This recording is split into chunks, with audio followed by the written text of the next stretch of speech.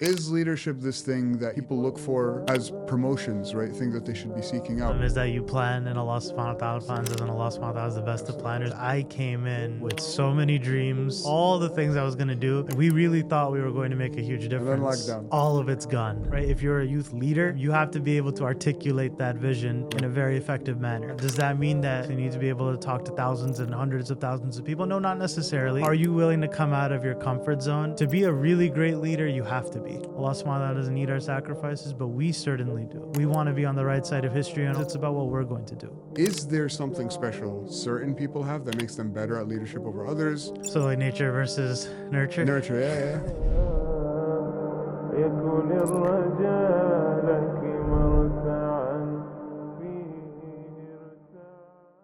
Assalamu alaikum, Brother Danial. Welcome to the Thinking Muslim Youth. Wa alaikum assalam wa barakatuh. Thank you for having me. It's an honor to have you. We've known each other for quite a bit, so it's good that we're finally now doing this. Danial, you led YM, Young Muslims, which is America's largest Muslim youth organization for over 4 years. Tell me more about that. When did you start? How did you start? And what were some of the lessons that you learned from that journey? Yeah, so my journey with YM, with Young Muslims, started towards the end of 2011, so about 14 years ago. And at the time, it was just as an attendee at one of their programs. And a little bit about that story is I went not wanting to go, which is ironic because when I left it, I never wanted to leave. So that kind of bookends my journey with Young Muslims. But at the time, you know, what really drew me to it, what really got me going with it was the mentorship aspect of it, for sure. I don't have an older brother, so I really found that in YM and Young Muslims, the akhuwa, the brotherhood, that really brought me in. Over time, things started to shift. My reasoning for being involved started to shift as people were growing, as I was growing. Yeah. My purpose started to change a little bit. And I quickly realized 2-3 years now, I had to be that older brother that I pretty much needed at that time. Alhamdulillah, so it kind of came full circle for me. And as that was happening, leadership roles started finding their way to me, first locally in my local chapter, and then on the regional level, and then, as you mentioned, on the national level. So that's a little bit of my journey as I went through it, different challenges for every different role at different times, but it really was driven by initially just the welcoming nature of the organization that brought me in, and then the purpose that it gave me as I continued to stay in. And that changed, that grew as I learned more, as I grew more, all the way till the end of my journey with YM. And I guess it was important enough that you decided to write a book about it right here, which I think is in camera, anchored in faith, driven by purpose. Alhamdulillah. Self-published, mashallah. Self-published. Excellent. I think YM is mentioned like 45 times in the book. So okay. Definitely it's a big influence on me. Yeah. It started the journey, you know, in a lot of ways. And do you think the journey only goes to one organization, or do you think the journey is a lifelong journey? It's a lifelong journey. Okay. I think, you know, one of the things that I shared when I eventually graduated YM, just for everybody who doesn't know, you graduate YM after you pass a certain age. I passed that certain age. And one of the pieces of advice I actually gave is an advice that I got is that YM, for as great as it was for me and as great as it is for a lot of individuals and youth specifically, is just another vehicle. Yep. It's not the only way to do Islamic work. And it's not everybody's way of doing Islamic work. But the key is that it was one of the many vehicles that are out there. And even though I got out of that vehicle, I jumped into another vehicle, and I hope to continue to do that.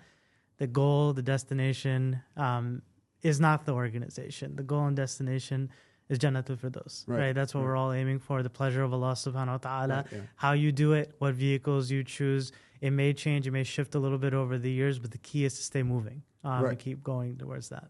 Right. And I mean, I think it's important that you mentioned that, because a lot of times when you are involved in the work, and this is made for people who are involved in the work, they might develop contentious relationships or contentious, you know, feelings towards each other and towards people who are doing similar work that aren't them or aren't their organization. So that's a very good point, that, you know, it's a lifelong journey. It's not something that kind of just starts and ends with one name or brand.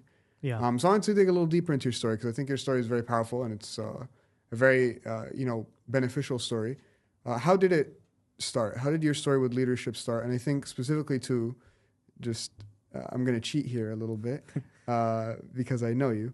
How did your story with national leadership specifically start as well? Okay. Yeah. So I'll start with how it all started, I guess, from any type of leadership whatsoever. Honestly, it was just a challenge. Somebody asked me if I'm coming to this particular conference because it was about building MSAs in your local high school. I was still in high school at the time. And at the time, I had benefited a lot from programming, from Islamic organizations, but I wasn't looking to contribute at that point. It didn't even cross my mind.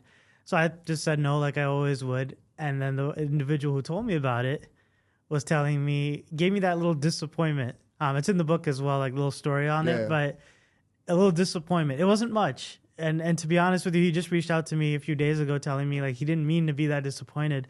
And maybe I was reading into it perhaps. But it drove me right then and there. I didn't want to let him down. He was like, man, you called me out in the book, man. Yeah, 100%, right? And I think that's how it starts for a lot of people, honestly. It's not always this grand moment of, like I need to save the ummah, I need to save the world. That may come over time as you grow and deepen in your purpose. But for me, it just started from a challenge. Yeah. Or I just didn't want to let him down. That's all it was. I didn't want to let that one individual down. And sooner or later, that continued to progress into I didn't want to let a large number of mentors down, and then I didn't want to let my city down, and then I didn't want to let my state down, and then ultimately I didn't want to let Allah subhanahu wa ta'ala down, right, in any way that I committed to. Now, from a national leadership perspective, coming up in the organization, it's a very structured organization, so I was in different roles at different times, but ultimately when I got asked to be on the National Shura, I asked myself, will I ever have an opportunity like this again? And I have to be honest with you, I did it for 6 years and then 4 years as the national coordinator. It's been a few years since then. I have yet to find a role that was as impactful and I believe as far-reaching as those roles. And I honestly don't know if I'll ever find that again. Because think about it, you're influencing and impacting youth at a national scale. Very large organization as well. I mean, it's the largest Muslim youth organization in the country, are recognized as such. And, we have operations, I believe, over 20 states. And at this point, even some global influence as well on the international stage. And I found myself, especially in youth work, right? Because what you're doing is you're not just doing that work for X amount of years, you are building the hearts of the future of the ummah, right? That's really what you're doing. Yeah. And so anything that's being done by those individuals afterwards, in some way, shape, or form, can be attributed back to the development of what they found when you worked on their hearts when they were younger, right? Just like mine, right? I mean, I mentioned it so many times that if not for that time, if not for that experience, I don't know if I would have been able to even write a book, period, right? Or even actually be able to speak with you, right? Because, this, I think, about me, but major introvert, not a fan of public speaking, right? But to be able to actually create that side of myself, to find that in me, I attribute that to that system and to the people more so in that system. But yeah, that's a little bit of my story from a national leadership perspective. The opportunity came to me. I didn't really feel like I could do it. Of course, I think we all have that doubt in ourselves. But, consulting different mentors, consulting different people, and then remembering that Allah subhanahu wa ta'ala puts you in the right role at the right time and the possible impact that you can find from that, I'll never forget it. And I will treasure it for the rest of my life. So there are several threads I want to talk on that because I think that's a very kind of important place to go down. But I wanted to push a little deeper into something that you mentioned, which is when you were accepting national leadership. If I remember correctly, it was in 2020 that 2019, I think. Yeah, 2019, and you started like end of 2019, and then COVID happens. Yeah, that was how you started your leadership.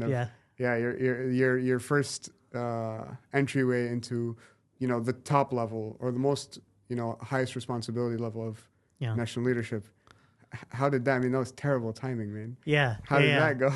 I learned my greatest lesson in leadership from that. Is that you plan and Allah subhanahu wa ta'ala plans and Allah subhanahu wa ta'ala is the best of planners, because I came in with so many dreams. I still have them documented somewhere of all the things I was going to do and all the things I was going to change. And we had a very vibrant team. And I think you were on that team as well. And we really thought we were going to make a huge difference. And then lockdown. All of it's gone. Every last one of those dreams is basically dashed away. And wallahi, that one hurt. Because not only did my plans get, altered, but to face a national organization and to tell people from Dallas to California to Florida to Massachusetts and everywhere in between, I remember vividly, I had to give that message to them that we have to change the way we do things for a while. We can't meet the same way that we were meeting before, just for a short time, it was unsafe. And I mean, I had people calling me in tears. I had people calling me saying, I have this tournament or this project I have that's going to happen in next week, and you're telling me I'm going to have to cancel it. So I think that was the first time I really felt that level of burden of a leader, because it's not just your own plans and dreams, and that's tough. That's already it's people's a struggle, expectations, right? But it's others too, right? Because you're responsible for, at that point, over 80 chapters, thousands of youth, right?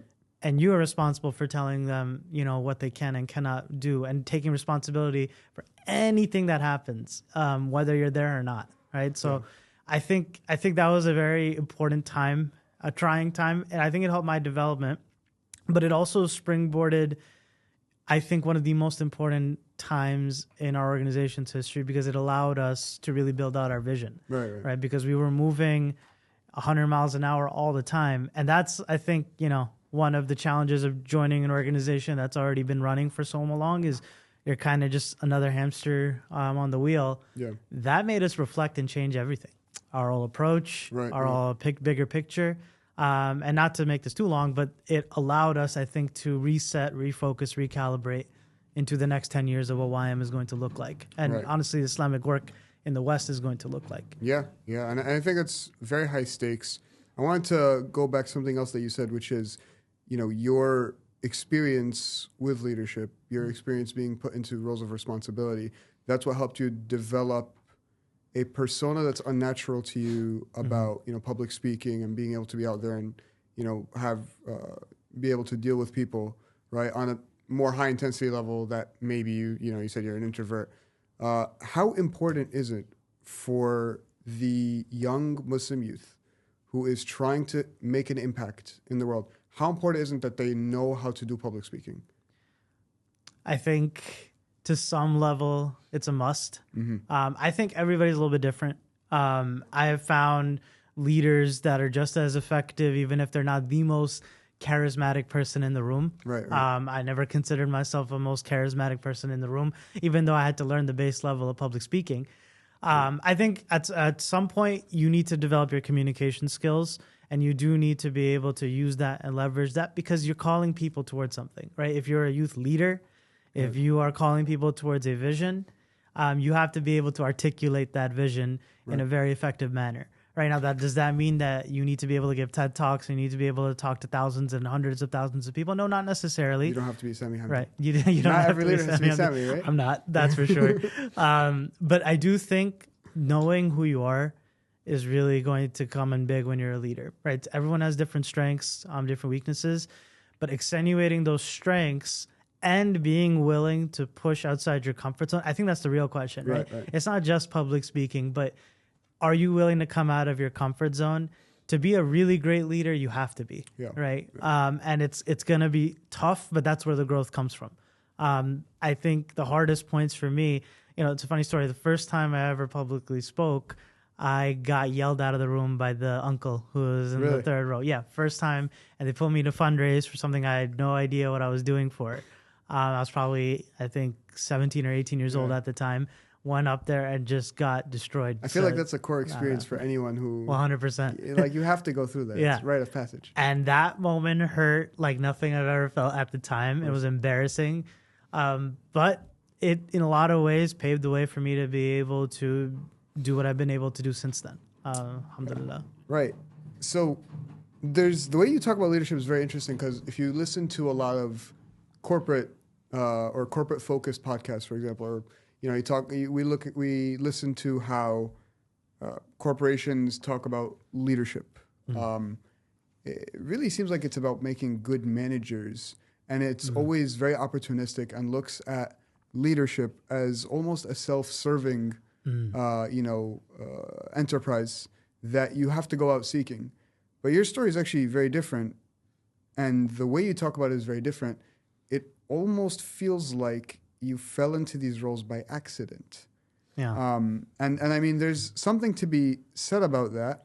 How does that relate to the journey of leadership? Like, is leadership this thing that, people look for as promotions, right? Things that they should be seeking out, or is it something that comes from Allah subhanahu wa ta'ala's qadar, and it's a burden or a duty that they have to take on? Yeah, so I think that's a great question, by the way. I think it's a little bit of both, but I'll push back on one thing. Even though I didn't expect it and I didn't plan it, none of it was an accident, right? And I had this conversation with somebody else a few weeks ago about a completely different situation, but it was a thought that Allah subhanahu wa ta'ala makes zero mistakes. Yeah. Right? He puts you in the right place at the right time for things to happen for you. Right. So in that case, no, not necessarily an accident. However, yes, like to your point, it wasn't something I was seeking. It's something that ended up finding me. Right. And we know from the hadith of the Prophet ﷺ to not seek leadership. And when it's found you and thrust upon you, then Allah subhanahu wa ta'ala is with you, versus when you are reaching for it and you're really trying to push for something that may not necessarily be there. Yeah. At the same time, I do think there is a role for filling a gap that exists, right? And we know this from Yusuf alayhi salam's story, Right.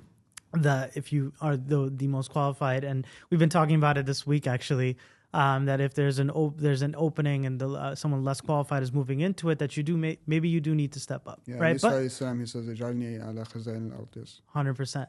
But I would say the default, especially for youth leadership, is to try and stay away from actively pushing yourself, because that is the society that at least I'm coming from, Yes. right? Politicians do this. The corporate workplace, like you said, is doing this and is designed that way. I work in the corporate setting still, and I see it all the time. It's not enough that you do the work, you have to show it. You have to prove it.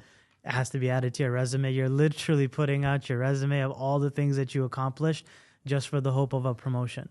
Right. And there's a lot of differences, I would say, from the Islamic leader perspective versus a corporate leadership perspective. I think one of the pieces of advice I got is when you're in corporate, typically, right, not always, but typical environment is that blame will roll downhill. Downwards, yes. Right. Yeah. If something messes up, if you have to do layoffs, if you have to cut people, it's not going to be the people on the top. Not the VP. Right. It's not the. Yeah. They may have made the mistake. They may have been the one who made the critical error that made that happen. They're not going anywhere. Yeah. Right. And the flip side is with Islamic leadership, it rolls uphill. Yeah. Right. Yeah. And I guess the analogy for it is that when you're a leader for an Islamic cause, especially for young people, I want them to understand this, is that you're not the one at the top of the mountain. Yeah. You're the one at the bottom where the mountain's on your shoulders. Yeah. Right. You lift so that others can rise. And Umar ibn Khattab, I mean, he really exemplified this excellently, to the point where one of the sons of his governors unjustly hit a non-Muslim in Egypt, and that problem got escalated all the way up to Umar, and he took it upon himself to, kind of bring both parties and exact justice.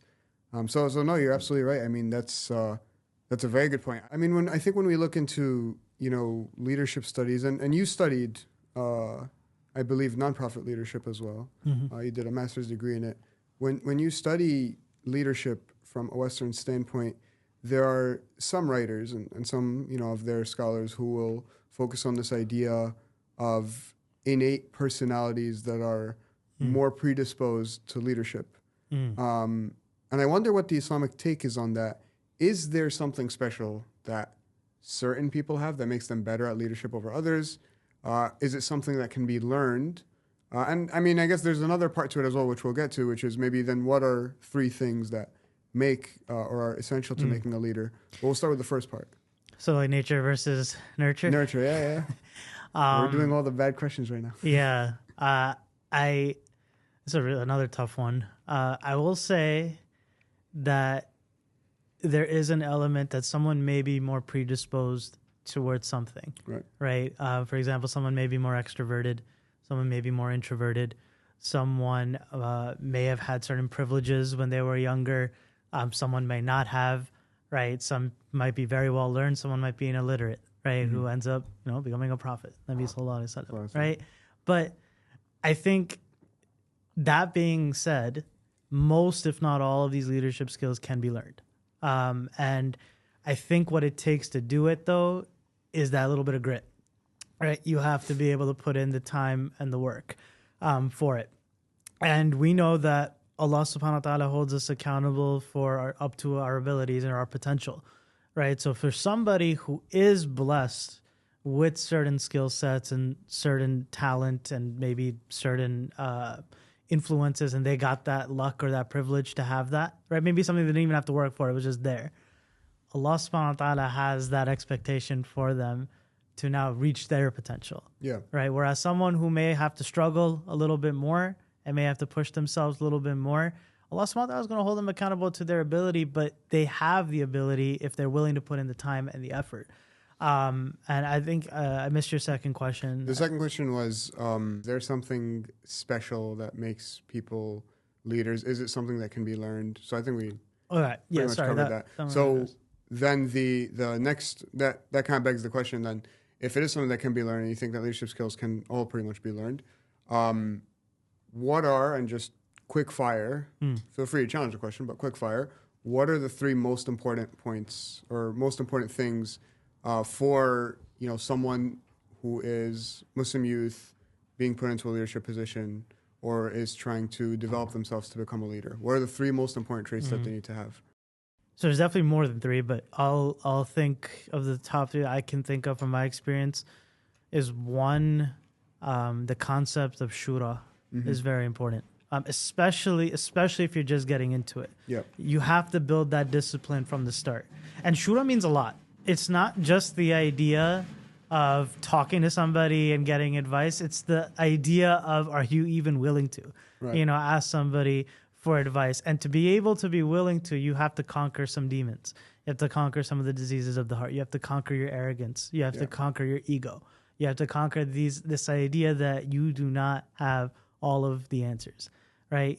Even our ulama are still trying to figure out some of the most complex situations for centuries, right? So when you come in, especially as a youth leader, you're coming in perhaps for the first time, remember that you don't know everything. And so, Imam Ghazali, I believe, gave the framework for self-development. One of the first things is to have a mentor, right? And a mentor is going to be that person who's probably, hopefully, a little bit ahead of you on the game, right? A little bit ahead of you on the path and can pull you from different directions. Imam Ghazali also says that you should have friends, and he separates the two, because a mentor may still only give you what you tell him, right? They're not always seeing what you're doing. You're just like, hey, this is my problem. Can you help me fix it? A friend, a good friend, a righteous friend will be with you, see your flaws, and actually be willing to tell you, hey, I need you to work on this, or I think you can work on that, right? So having this idea of shura, community, it's not just about you. Even the Prophet ﷺ took shura, even though he was divinely guided, right? So that, I think, is one. I would say a second one is, I think this one's huge, especially if you're getting into leadership, is practice what you preach, right? One of our teachers taught us that there's a concept of a reputation and a concept of your character, right? And reputation is what the people see, is what everybody visibly sees from the outside, what the external is. And your character is the inside, what only Allah subhanahu wa ta'ala knows about. And then the question became, do you work on your reputation and your character, or do you just worry about your character, forget about your reputation? And it was put very beautifully that you work on both, because you need a reputation to be able to influence, right? But your reputation should never exceed your character. And the way that manifests in a lot of times is, are you more capable of doing good work, good deeds in private than in public, right? Does it have to be that everybody knows what you're doing? Or are you willing to take that extra step like Abu Bakr was, right? Or so many Yeah. different individuals. That's so important. I mean, especially in a world right now where it feels like you can't do any good work without a camera on you. Mm-hmm. It feels like, especially for youth who are trying to get involved, they see that the easiest way for them to get involved is make content, make videos about what they're doing, maybe even make the videos as what they are doing. Mm-hmm. And everything has to be about building Your a brand. personal brand. Yeah. Mm-hmm. A personal brand in Islamic work, which it feels a little foreign. It feels very warped.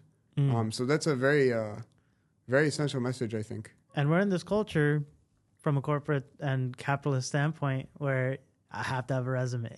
Yeah. I have to show it. I have to show the work that I'm Yeah. doing. That's what I have to do at corporate. It's a huge dichotomy between that and then this idea of, okay, no matter what I'm doing out here, I should be doing much more when nobody's watching, right? Yeah. But I think on top of that, when I say practice what you preach, part of it is the private public, but I think the other part of it is if you are going to make content, khair, right? That's good. Do it for the good. If you are going to give khutbahs, if you are going to speak to different people, at least be able to back up what you're saying, Yeah. right? Yeah. The defining aspect of leadership isn't necessarily that you are the one with all the ideas. It's not always the smartest person in the room that's actually the best leader. In fact, I would say it's honestly a lot of times not, right? The person who's the most brilliant and the one who has the most ideas is not necessarily the best leader. Right. The best leader is the one who is the best representation of whatever vision that they're trying to portray, right? And who is the better example of this than Nabi Sallallahu Alaihi Wasallam, right? That whatever he said, whatever we know about him, he has the most documented biography in the history of the world, and yet you cannot find a single flaw in his character, right? How he, without the traditional support of kings, without forces, without any of that, became the most influential man in the history of the world, right? And it was through his character, and it was through his ability to do exactly whatever he said and then some, right? And then you contrast that with, for example, politicians or the ones who run for office who are promising you all these different things, and they can't always deliver on those things, right? Sometimes, if you watch the last presidential debates of, I think it's probably been a year or two at this point, it's like you don't even do you even tune in anymore sometimes just because they're not going to follow through on everything that they're It's just saying, going to be right? empty promises and praise for Israel. And I'm not taking a shot at those who are trying to bring the good, to the political arena. It's definitely needed. But then I contrast that with how Nabi Sallallahu Alaihi Wasallam was. It's insane, right? So that's number two. I think the third one on my mind is just pure determination and your willingness to sacrifice. If you're in this, if you're trying to do something for the sake of Allah subhanahu wa ta'ala, I believe there's a certain honor that you have to give to it, a certain, level of respect that you have to give to this work. Yeah. And that manifests in you doing it with ihsan, right? And you actually giving your best effort towards it. But it's also about not complaining, right? Yeah. It's also about rolling up your sleeves and getting it done and not forgetting that it is 100% a privilege to be able to be in a position where you can sacrifice. It's in the book as well, but I had a conversation with my father. My father was the CEO of Helping Hand for Relief and Development for 10 years. And when he was going on all these trips to different parts of the world, to Jordan, to Haiti, this is when that was starting up. I was a young kid and I used to get bothered, right? I used to like, do they still need you? I was a dumb kid, right? I wasn't thinking, right? I think it's covered in the book. Yeah, and I was selfish, right? But I asked him, why do you do this? Why do you put yourself through this? Do they still need you? And he corrected me right then and there that, they don't need me. I need them, right? I need this. And the lesson I take from that is not a single person that you think you're here to benefit is benefiting more than you are from doing the work itself, right? And Allah subhanahu wa ta'ala is certainly not benefiting from this more than you are for actually trying to serve Him. Allah doesn't need even our worship. Allah subhanahu wa ta'ala doesn't need our sacrifices, but we certainly do, right? And we want to be on the right side of history on all these different issues. It's about what we're going to do, right? With our responsibilities and our time and our efforts. So in a lot of ways, that sacrifice piece is not, I like to frame it as it's not a burden, right? Sure, it might feel like it sometimes, but that is actually a privilege that you even get a chance to do that. That's a fascinating way to reframe it, especially considering the context of when we're recording this. We are recording this in a very dark time for the Ummah, a moment where the Ummah is, watching several genocides on live stream of Muslims on their phone screens. And, folks who are getting involved just now, right? People who have only woken up just now in the last year and a half and have decided that they need to be active and involved might come in with some kind of a savior complex that the Ummah needs me. And that, the work is so important because I have to be the one to do it. And what you're introducing here is actually flipping that completely on its head. That no matter how dire the situation is, no matter how bleak it looks, Allah is all powerful and can do whatever He wants, and you're actually not needed at all.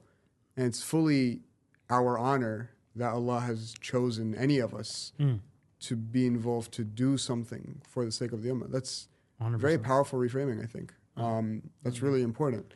And I think in that vein, I want to move on to kind of the next topic, which is there's a lot of hardship. You mentioned sacrifice, and there's a lot of difficulty that comes with leadership. How have you navigated that personally? And what are some ways, some advices that you can navigate people who are going through hardships?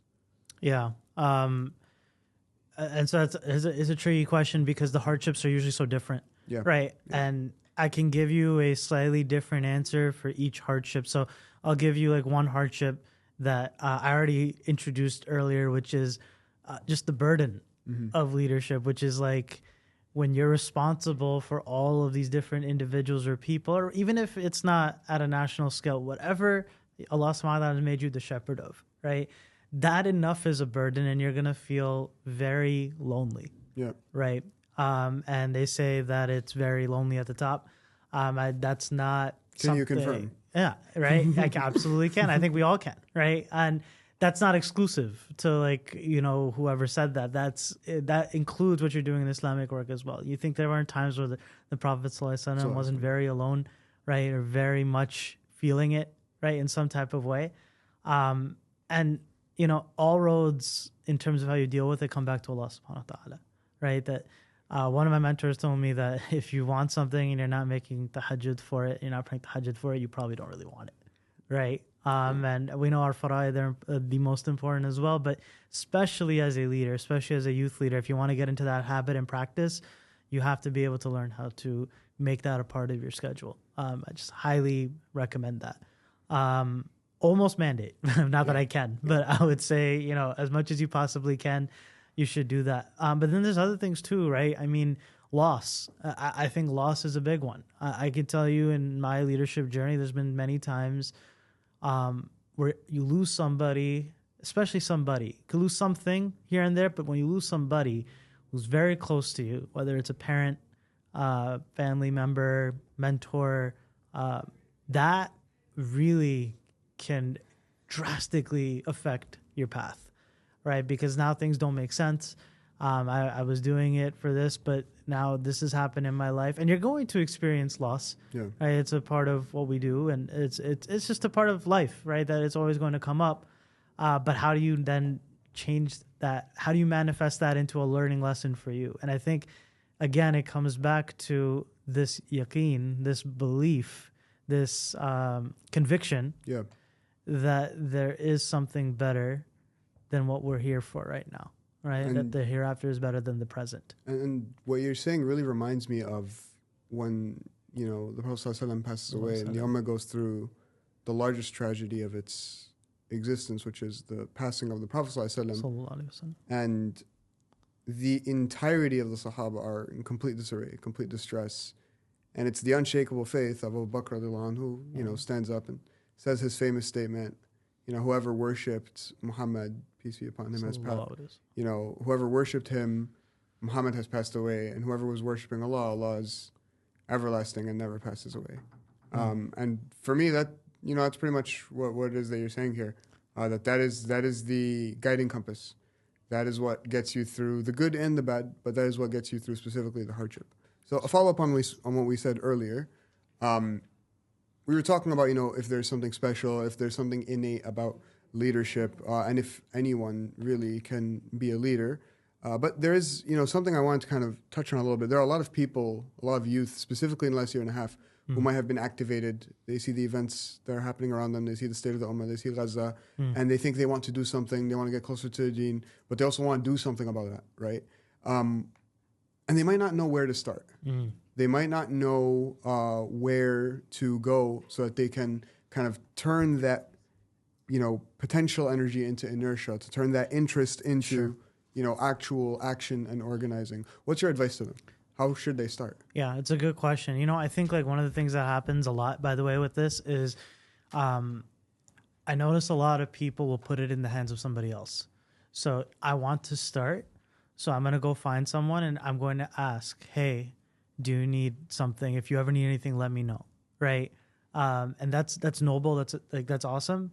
But I've noticed and so many people have come up to me and asked me this before, and I've done this same thing to other people. But what I notice is that a lot of times people, it's not that they don't want you to help, but it's not always easy to find someone's path for them. Yeah. Right. And to go like, okay, yeah, perfect. Let's get you started here. And it's almost ironic because whoever is doing that is putting the responsibility of being responsible on somebody else. Exactly. Yeah. Right. And then that's actually like where I think a lot of people lose their momentum. Is that, I'm waiting for this person to get back to me. Right. So I think the first thing is you take ownership. Like if you want to deal with something, or you want to help and you want to push yourself forward, then you have to be able to move yourself forward as well. Right. So there's a couple steps that you can take. I think number one is identifying your unique gift. And if you can't figure it out all the way, at least do a muhasaba, self-check on yourself of what you are good at. Right? And some of the clear questions that can help guide you through this is one, like, what do I like doing? Right? What comes easily to me? Is it coding? Is it speaking? Yeah. Is it something else in between? Is it writing? Right? Yeah. And everything can be beneficial to the Ummah. Yeah. All skills. And that's the key, right? All roads lead back, right? So first, identifying what you even enjoy. What do you feel like you're natural at, right? Then number two, what do people know you for? Right? And this requires you to ask and to talk to different people. You don't have to ask them, hey, I need you to put me into a role, but ask them, get their feedback on what people think that you're good at. Yeah. Right? Because that doesn't always match up with what you think you are. You have to have that, what's it called? That 360 feedback, basically, right? Yeah. We'll use a corporate term there. But you have to get that, right? And then from there, you're also able to start synthesizing, okay, where are the gaps? You cannot do that if you're not asking the people involved. Yeah. Right? Where are the gaps in the Muslim community? Yeah, you can have your own observation and what you see, but then you have to substantiate that with asking other people who are already in the field, right? That could be your imam, that could be the local leader, whatever it might be. And I would say, if nothing else, if nothing's opening up for you, one of the easiest ways to start, I'm talking about the bare minimum to start, is you apply the concept of pay it forward. And what I mean by that is that sometimes somebody at some point in your life has done something for you to get where you are. Right. Right. And you found the world, or you came into this situation where the bar was here. And because of that somebody, the bar, was raised here. Now take it upon yourself to leave whatever effort you're part of or whatever thing that you want to improve to be better than what you had. Right. So just to give you an example, when I was initially joining YM, I wanted to leave it better than I found it. Right. I wanted there to be double the amount of work that it was doing before I started.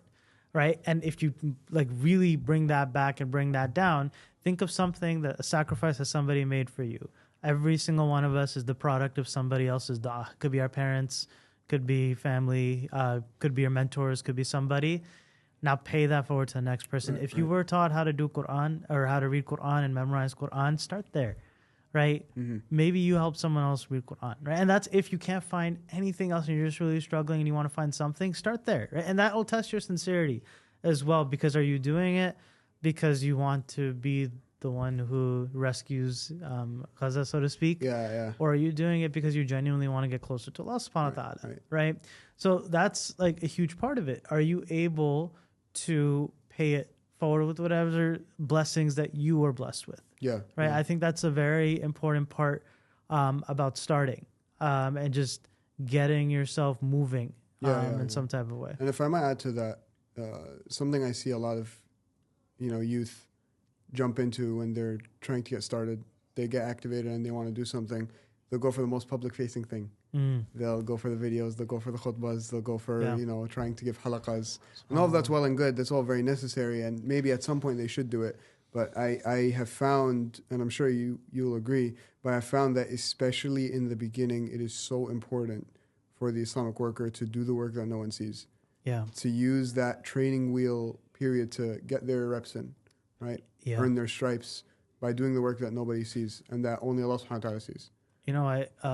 It's such a great point because we live in a time where it is easier than ever to get publicly noticed, right? Yeah. It's not nearly as hard as it might have been maybe 15 or 20 years ago, right? And it's only going to get more easy entry, so to speak. There is a chapter where I talk about embracing the grind. And I'm glad you mentioned that because that just reminded me as well. If you don't know where to start, seek out the work that nobody wants to do. It could be the least glamorous thing that you can think of. Cleaning the masjid, right? Or taking notes for something, right? That nobody wants to do that. Who wants to take notes, right? So being that individual may be that deed that gets you closer to Allah subhanahu wa ta'ala. And it actually leads me to another point that if you really can't find a path or you can't find anything, seek out the people who are active and serve them. And I don't mean, hey, tell me where I can fit. I mean, find it. Find what they need. Find what they need help with. It could be, I know a brother who, he just got his sheikh coffee and he just kept doing that. Wow. Right? And I was in awe of this guy just constantly doing that. Now he is himself one of their prize students. Wow. And has done a lot of amazing work in the Muslim community. I won't share his name because I know he wouldn't want that. But he's someone I know very, very well. Right? And that's how he started. All he did was find that teacher, find that person, and just got him and served him.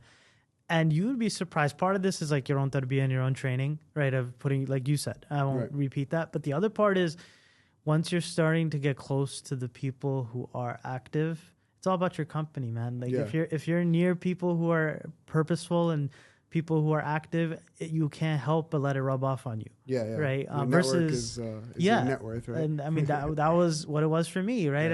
Initially, I probably didn't do it for the most noblest of reasons, right? I just told you at the very beginning that I did it because I just didn't want to let one person down. Now, if you were to ask, is that how you should be motivated in Islamic activism? No, right? It's not about the person. It's about Allah subhanahu wa ta'ala. But I'm just telling you, for so many people, that's how it starts. And it evolves and it grows because the work does it itself, right? If you do it long enough and you work at it hard enough and you're doing it with ihsan and you have the mentors and you have the feedback and it's all in place, you can't help but get just a little bit better and a little bit more sincere, inshallah, right? In whatever that you're doing. So again, one piece of advice is you pay it forward. Just think about anything you benefited from, or think about what you wish you had that nobody else has, right? And make that happen. If not, I would strongly suggest there's always somebody doing something, right, in the community. Yeah, of course. Find a way to be useful to them, and you will find yourself finding openings you didn't know existed, right?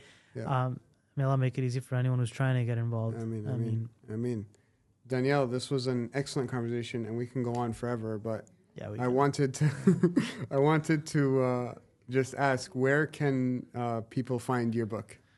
Yeah, so alhamdulillah, it's all online on all good platforms. You can find the book if you search it up. Anchored in Faith, Driven by Purpose. Inshallah, it should come up. And it's also on your website, I think, right? Yeah, it is. Website's a bit of a work in progress, but inshallah, you'll be able to find the link to the book. It's my first book, so if you type up my name with that title, it's pretty hard to miss it. I don't know so many Danial Farrukhs. Yeah, neither do I. But yeah, inshallah, I mean, again, if anybody would do me the honor of ordering that book, it would mean a lot to me. Not just to buy it, of course, to read it, to engage with it, see what parts you can implement in your life, and let me know the things that maybe you disagree with, right? And the things that you would like to see added to it, perhaps, because inshallah ta'ala, I hope this will not be the last work that I ever write. Okay. And I have plans, inshallah, to do more, but I would love to hear from everybody who can benefit in some type of way.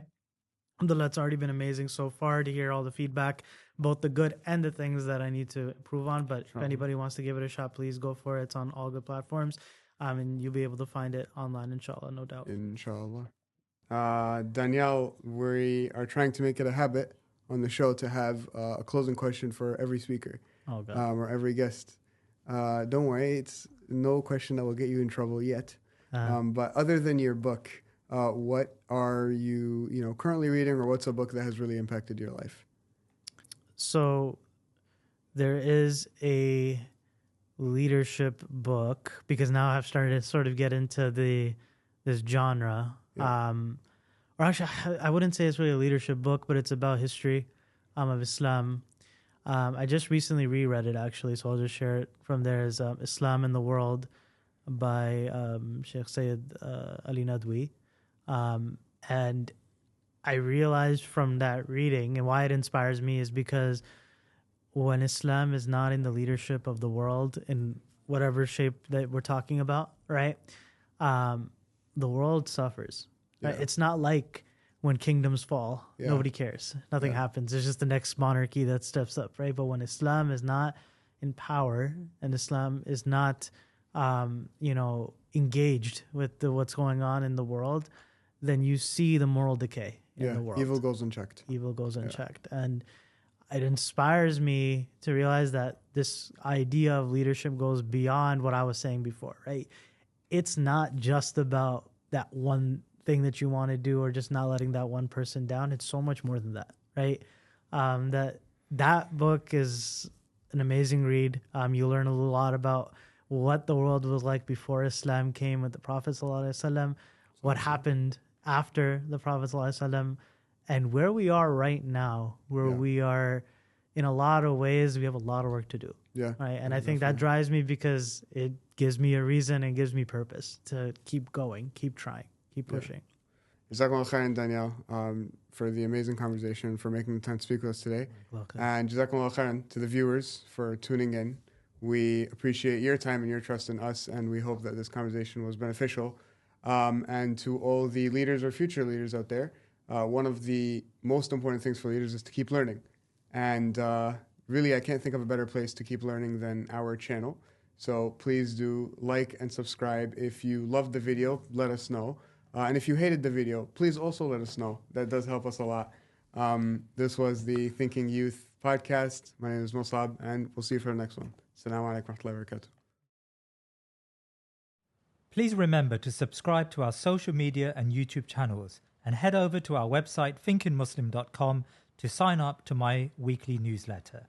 Jazakallah khair.